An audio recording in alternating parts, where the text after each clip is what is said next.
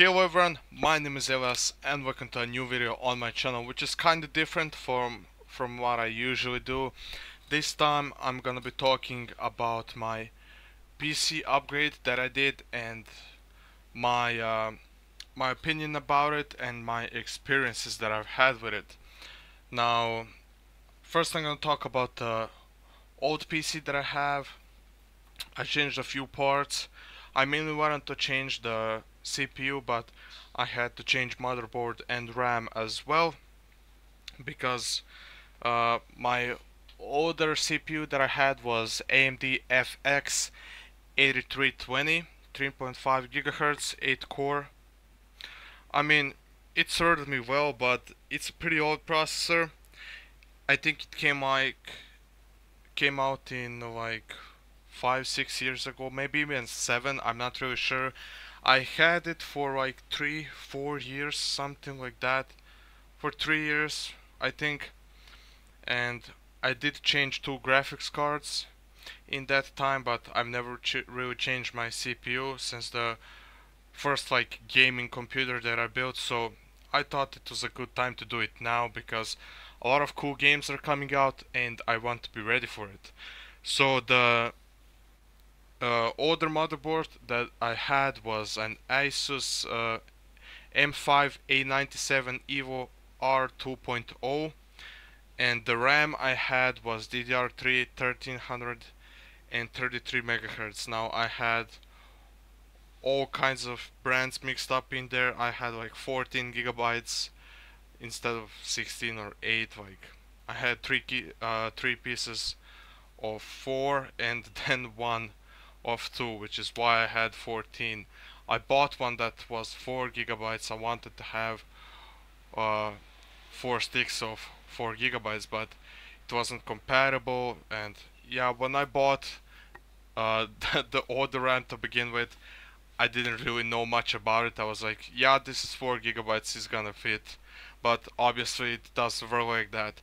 So the new motherboard that I had to buy, because FX is an AM3 socket and the Ryzen 5 that I bought is AM4, so I had to buy a DDR4 RAM as well because I had DDR3 RAM. The new motherboard I bought is Gigabyte Mainboard Desktop AB350M Gaming 3. I think that's the full name of the motherboard.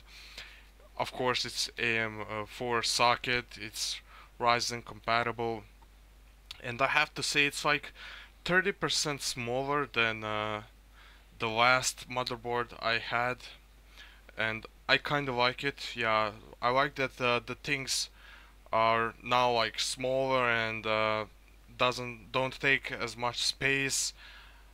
I mean, at least that's what I've been seeing, and they need less power. The new GPU that I bought, like, I don't know, like half a year ago, or I don't know, maybe it's even more, uh, doesn't really need that much power. It's like, I mean, it needs a lot less power than the old one.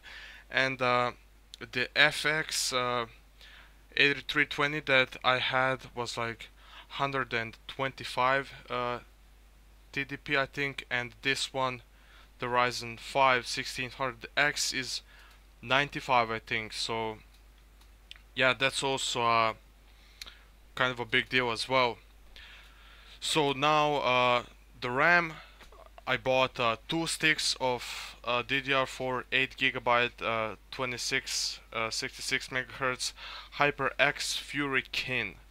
So I just kind of went in the middle with the motherboard and the RAM. I didn't want to get the cheapest ones, but no, obviously I'm not gonna go for the most expensive ones. So I just kind of went in the middle, and I already mentioned the CPU. It's Ryzen 5 1600X, and the reason I went with 1600X instead of the regular 1600, and the only like difference I've seen online when it comes to gaming and things like that, people are buying 1600 instead of 1600X because they get the cooler with the 1600, but I already have the um, Hyper 212 Evo cooler, which by Cooler Master, which fits perfectly onto the Ryzen 5 processor. If you buy the AM4 mounting kit, which I did, it was pretty cheap.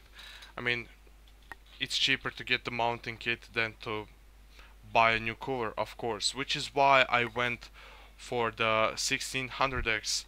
And now I want to talk about the gaming experience with it. I'm mainly doing gaming on my PC.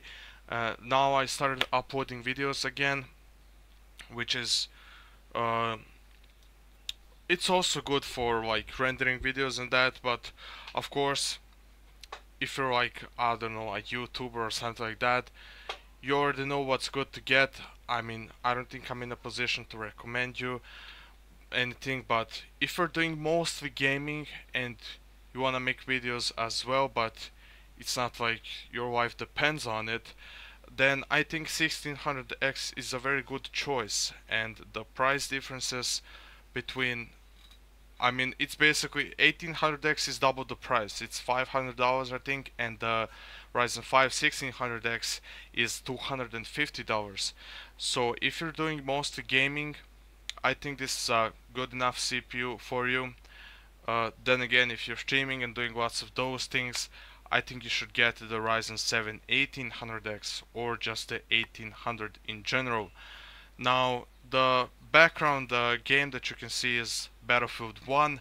Now, I did want to test it in Battlefield 1 first because with my older FX processor, there's no way I could play on Ultra and get smooth gameplay like I can now.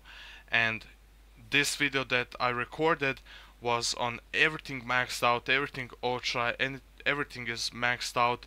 I'm playing on 1080p and I had like 80 FPS, which is well good for me. It's very good for me. I'm not asking for more.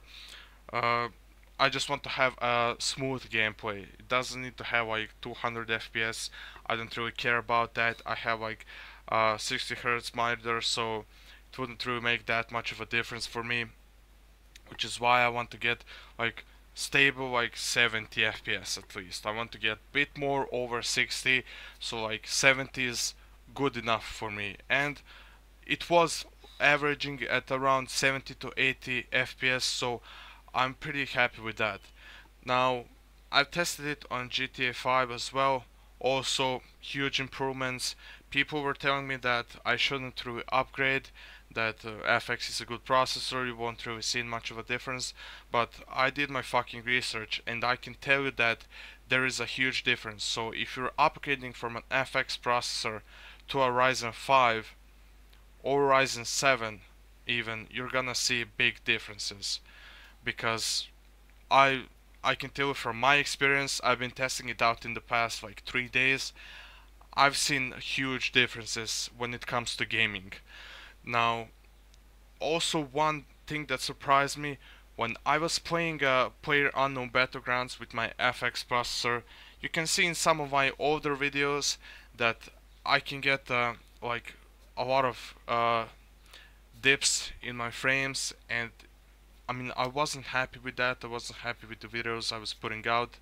I mean, yeah, I'm doing it mostly for fun, but if I'm gonna upload something, I want to make sure that it is as good as I can make it. Maybe I can't make a great video like someone else can, but I'm trying my best, and I want to put like 100 work into something when I'm doing it, which is what I do in my life. I mean, if I'm doing something, I'm doing it 100. There's no fucking around.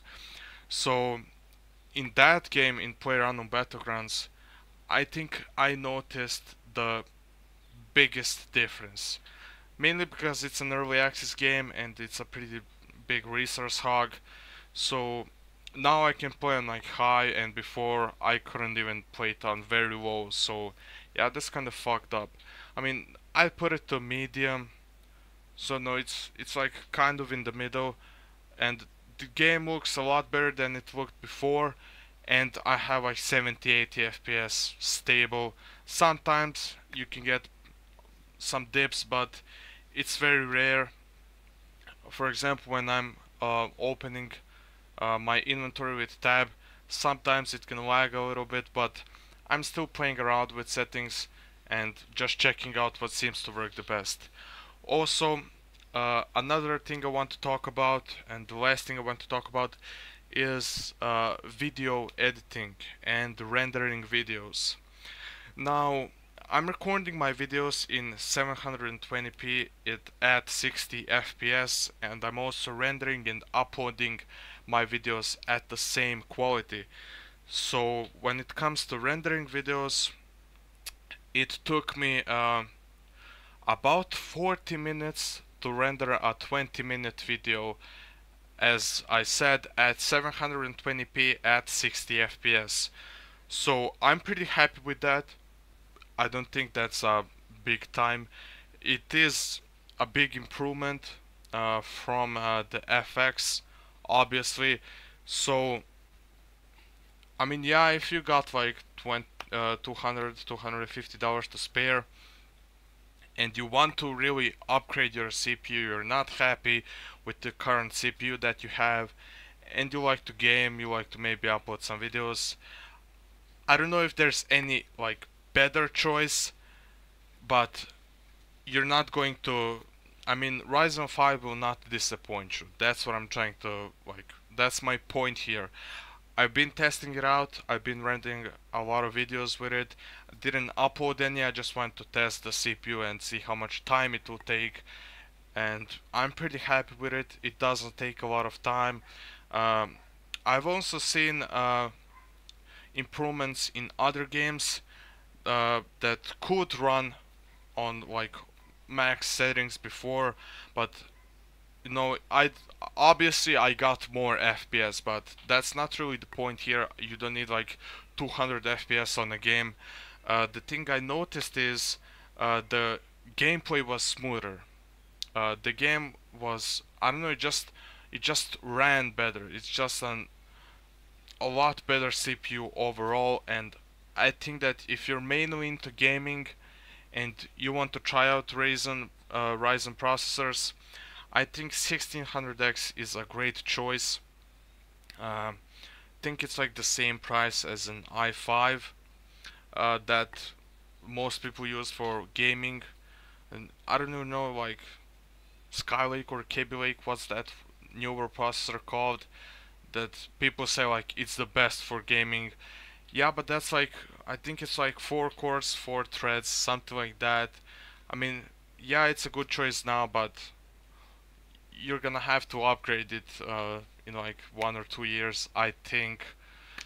And that's why I bought the Ryzen 5 processor, because it's 6 cores and 12 threads, if I'm not mistaken.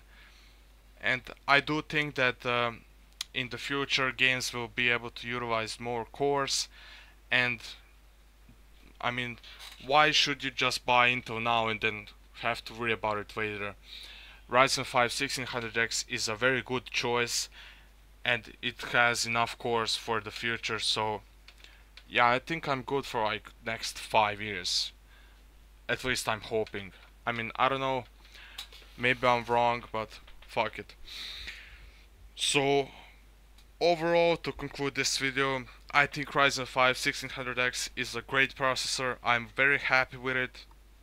It's a very good CPU.